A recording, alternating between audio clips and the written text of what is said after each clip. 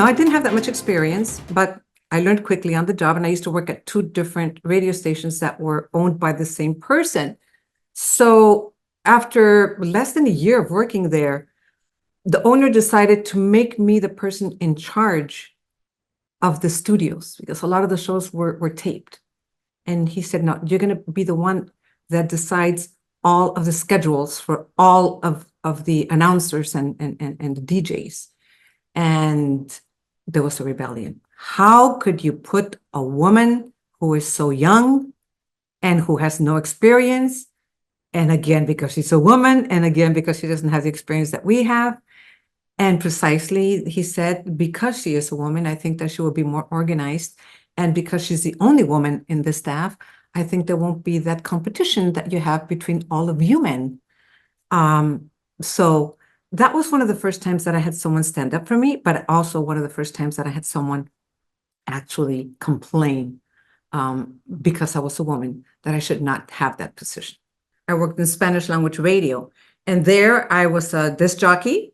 At the time when disc jockeys actually played and put records on cue and had these cartridges that you would put into a machine. I mean, any young people that are listening to this are going to think it's like crazy, but you put a cartridge into a machine for the commercials. There was a phone that you actually answered for people who want to dedicate song to someone. And then you had a log that you had to write what time the commercials went on. And then we did what you called rip and read news. Another thing that probably to people is very old. And that was, we had a teletype machine, and news would come out of that teletype machine, and you'd rip the paper out and you'd read it. So that was called rip and read, which was not really great because you're just reading what someone else wrote. You're not really reading news, but that's what we did. And that's how I started in Spanish language radio. And then I was offered a job in television. When I first started, I got laryngitis. That was the first thing that happened to me. And I think that's the medical term for I was scared to death. I was very, very afraid of doing things wrong, because I always went by the motto, don't allow yourself to be mediocre and don't be a conformist. So I was not about to do a job that I didn't know how to do well. So I went back to school at nights and weekends at UCLA to take journalism courses and investigative journalism courses and learning along the way. And in the beginning, there were other women, not in Spanish, but there were other women in the Los Angeles area at Channel 34, which is where I worked in that area. And we would cover press conferences at the press club. And it was one after another after another. And I didn't ask questions for almost a year because I was afraid to ask a dumb question. So I would watch everyone else ask their questions. I remember it was Paula Hassan. God, who else was there? There was so many women that are now in networks that were there at the local level. And then I realized, hey, wait a minute, they're asking the same question I want to ask. So I started raising my hand, and I haven't stopped raising my hand since. I was anchor, reporter. I used to do a public affairs program because at the time, the FCC required every local station to have an FCC show daily, so or a public affairs show. So I used to do a public affairs show live called Los Angeles Ahora. So in the morning, I'd go do reporting, and then I would do the show, and then I'd have to edit my pieces, and then I'd have to go on and anchor the news with zero experience. I will always say that my news directors were the best for me. And one of my first news directors, Pete Moraga, may he rest in peace, he taught me so much about the profession and so much about myself, so much about the community. And I'm mentioning him because he was the first one, but along the way, there have been many people, many colleagues, and many many news directors that have helped me. My father, after he passed away, I found out he had been a priest. He was born in 1909, so his idea of educating daughters was to educate them to be good wives and mothers. He came to the U.S. in 1942 with my mother, but it was a time of war, and my father was immediately recruited into war.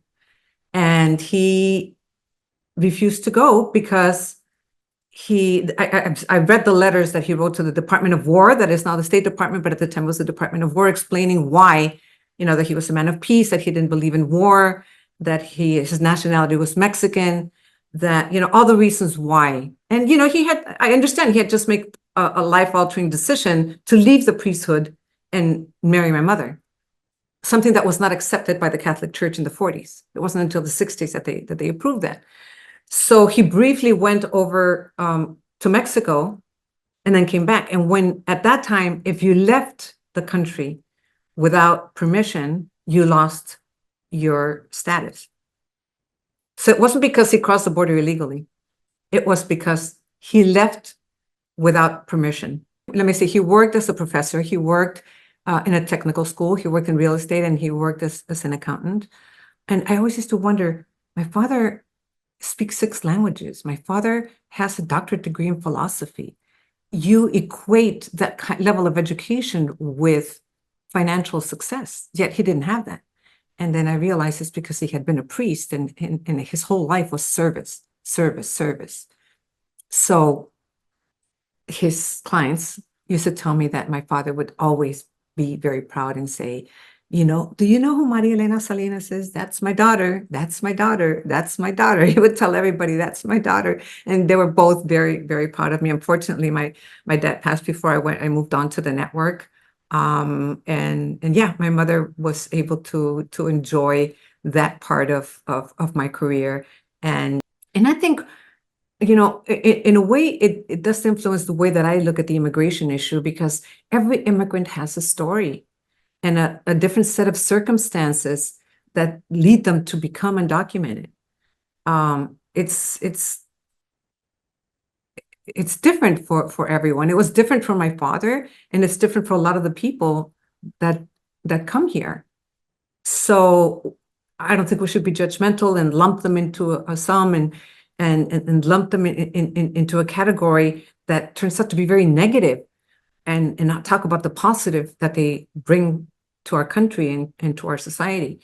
So I guess that's another reason why I view it that way. And I mean, in my personal life experiences, I don't think to skew the way that I report, but it just gives me additional information to be a little bit more sensitive and more informed on the realities of the situation. My attorney called me and he said, unfortunately, you didn't get the job. And I said, why? But the news director told me that he really liked me. He said, because the general manager saw your tape and he said that you didn't look ethnic enough and that you sounded ethnic, and that could be insulting to their audience because you had an accent. I said, whoa, okay. And that was a shocker for me because I had never really felt that kind of discrimination. I mean, I lived in LA. I grew up in a Latino household surrounded by Latinos. So I really never felt that, at least not so directly. It was a blessing in disguise, and I'm glad they didn't hire me now. I just, wish they didn't say that my accent would be insulting to their audience, because I sound like a million people here in the US. I think that one of the best ways for me to move forward and to avoid that kind of situation is that I really worked hard. And I was always very aware that women have to work twice as hard to get half of the recognition that men get. And in Spanish language media, maybe we had to work 3 times as hard to get 1/3 of the recognition that men get. But I was not worried about that. I can do it. The good news is that I'm able to do it. I mean, I inherited my mother's very strong work ethic. And if I had to work 3 times as hard, well, then let it be. I will work 3 times as hard. When we went into the network, he went in 6 months before I did, and then I got paid more. And then his next contract, he got paid more. And then the next contract, I got paid more. And then eventually, the president of Univision at the time actually told us that he was going to put us equal because he says this has to stop, because then there's like a whole year we were a whole year one of you is making a lot more than the other. So that was Ray Rodriguez. I remember that it was one of the past presidents of Univision. Going out to cover an election at the time in Los Angeles, there was about 25% of the population was Latino, and we had no political representation at any level, not city council, not House of Supervisor, the supervisors, Board of Education, which we had 0. And then a slot opened up, and there was a Latino running for office, and he told me just go out and do some MOSs, man on the street type of interviews, to see how Latinos are going to vote now that they have an opportunity to elect one of theirs. And I went out and interviewed a bunch of people and came back, sat in front of his desk, and I said, I can't do the story. He said, why can't you do the story? I said, because I interviewed 16 people and 15 people weren't voting. They didn't know there was an election. They couldn't vote. They weren't registered. They didn't care. They weren't legal, or whatever reason it was. And he told me, you have your story right there in front of you. See, Latinos feel disenfranchised from mainstream America, yet they're not engaging, and no one's engaging them. And if they don't vote, they're never going to have that political representation. And that's that. And I said, oh, wow, okay. This is a very good journalistic lesson, but at the same time, it just woke up something in me, and I realized that those of us who worked in Spanish language media, part of our mission was going to be to empower the Latino community, and not just political empowerment, but just to empower them through information. That's why Spanish language media has always had that social component to it that usually you don't see in other places. I mean, usually you don't see, any other English language local station encouraging people to become citizens or register to vote or go out and vote, never telling them who to vote for, but just saying you need to be engaged. So we did that a lot. And then I also realized when I was doing that show, Los Angeles Ahora, the public affairs show, that a lot of the people that would recognize me out on the street would do it because of that show. And I realized just how necessary the information was that we provided. And people would come up to me and say, oh, you announced a job fair, and my husband got a job there, and there was a health fair, and they detected glaucoma because of that health fair. Thank you, thank you, thank you. So there was just like a need, a thirst for information to what was then a population of people that many of them who were recently arrived and who were trying to adapt to their newly adopted country. And of course, things are much different now.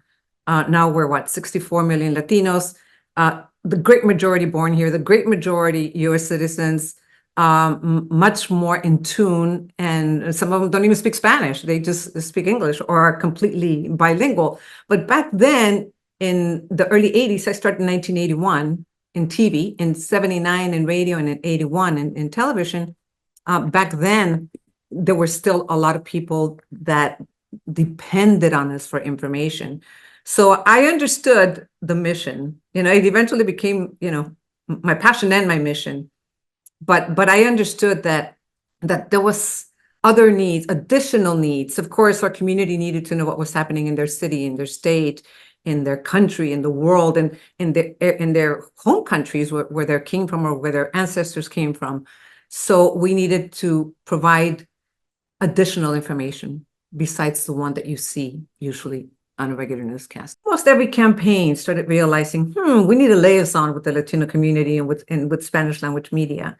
We need to give them interviews, up to the point where now they would call us and offer us interviews. I mean, that happened quite a bit. I interviewed Obama 8 times. And George W. Bush only once, because they didn't like to talk about immigration. And that was one of the topics that we talked about so much. But, I also remember quite a bit covering Latin America and the turmoil in Latin America. I think that was really important because not too many people covered Latin America. Mainstream media or English language media really only covered the conflicts when it was to the US's interest, but we covered Latin America quite a bit. I've done a lot of interviews in my career with heads of state. In the US, I've interviewed George W. Bush and President Clinton, President Obama, Biden when he was vice president. I've interviewed a lot of entertainers. I've interviewed the heads of state of Latin America, Carlos Salinas de Gortari from Mexico, Ernesto Zedillo from Mexico, President Fox from Mexico, several presidents from Mexico. I interviewed Pinochet in Chile right before he left. I think one of my favorites was Subcomandante Marcos, who was a rebel leader from the Zapatistas in Mexico. And I did a very long interview with him, which was very hard to get at the time. And we ended up doing a 1-hour special when he came from Chiapas to the city.